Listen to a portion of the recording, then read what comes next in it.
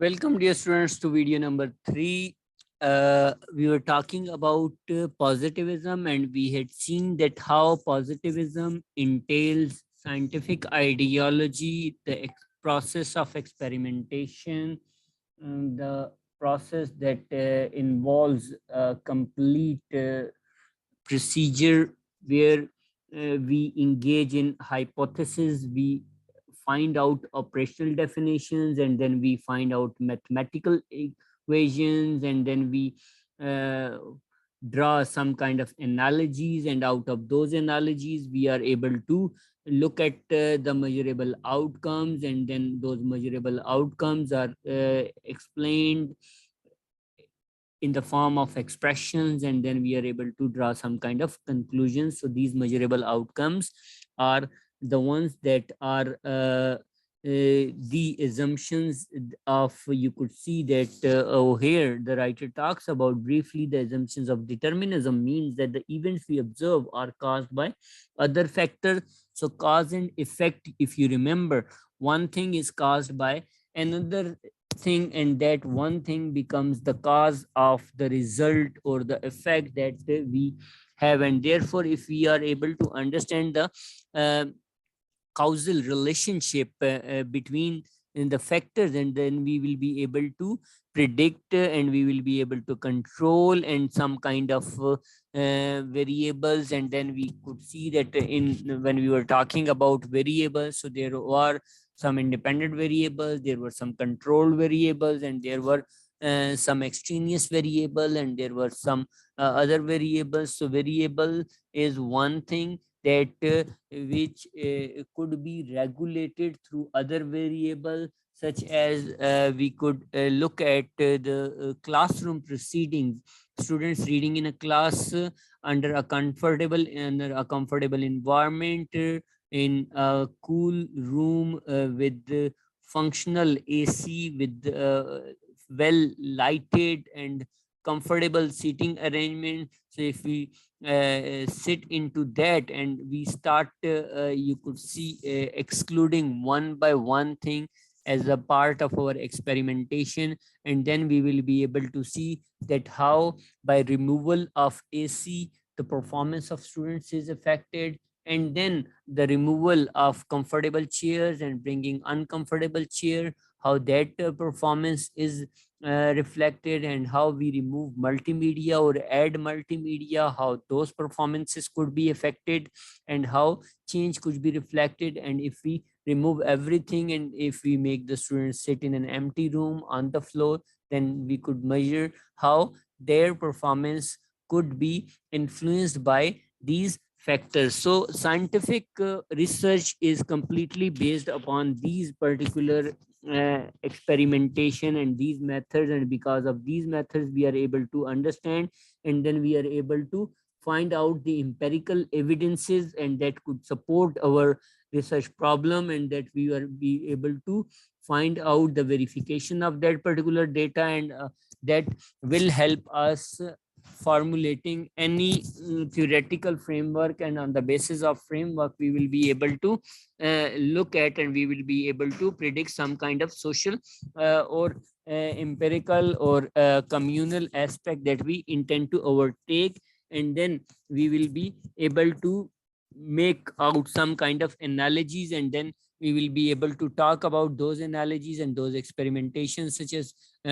all those Newton's laws. You could see that how he talks about action reaction, and he talks about equal magnitude, and he talks about gravity and other sort of things. So these things are good as far as generalizability or their assumptions are concerned, as far as science is concerned.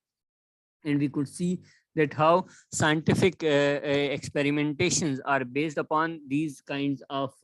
ideologies and these kinds of prediction, and this particular system believes in that there exists a world of material objects, and that material objects could be seen through the following lens of experimentation, then finding out all those certain characteristics or observing the phenomenon that are under consideration, and then these statements about these objects can be known through to be true through the sense experimentation or sense experiences. So anyone could feel and find out the similar kind of application, and then these objects exist whether they are actually perceived or even when they are not perceived. So these objects of perception or assumption can largely be perception independent, and you can see that how individual perception doesn't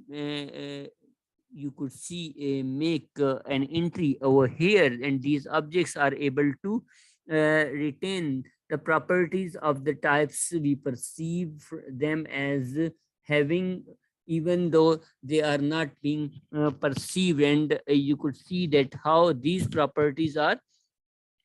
perception independent, and these objects which retain their own properties, their own types, which we perceive them, but they are independent of our perception. So here you could see that how by means of our senses we perceive this world directly, and pretty much of it as the main or the claim that the knowledge is justified. So there are certain characteristics of this type of research that we conduct as far as the positivist paradigm is concerned. This research believes that the theory is universal and law of generalization can be made across the context. So here you could just find out parallels, and you could see that how on the basis of this kind of belief, scientific experimentation and scientific principles, they entailed and they investigated and they practically applied their knowledge upon the other fields, and they thought that the element of universality is like, and that is how they were able to deduce some kind of understanding, and those understandings were able to give them some kind of stereotypical behavior that uh, we see in the universe, or we see in our society, in our surroundings, because of the universal behavior. So you kind of the universal experimentation that you faced upon one aspect, and you find it to be the similarly applicable into the other context, and you did not look into the other social context. We'll talk about these kind of differences when we'll be talking about the other paradigms. So this next one is the assumption that the context is not important. So for them, context is not important. These are the facts that is important, figures that are the important, statistics that are the important, truth that the knowledge is, that truth or knowledge is out there to be discovered by the research, and in research we can go, we can find out the experiment, and we can find out the truth, we can find out the bigger being, the bigger universe, and that is why they take help of that metaphysical, and they investigate, and they, by the use of that kind of experimentation and all the theories that they have developed, they think that they are able to get, or they are able to understand the bigger reality of this universe, the belief of the cause and effect that are distinguishable and analytically separable. And we have talked about this, the belief that the results of inquiry can be quantified. So quantification for this method is important, statistics for this method is important, everything is quantified, everything is grounded or calculated on a nominal scale, on a pattern which can be numbered, which can be classified, and which can be put into some kind of categories, and those categories were able to those categories were were able to quantify them, and because of that we were able to depict some kind of social behavior. The belief that the theory can be used to predict or control outcome. So over here we just find out, and we conduct the kind of experiments on our own requirement, on our own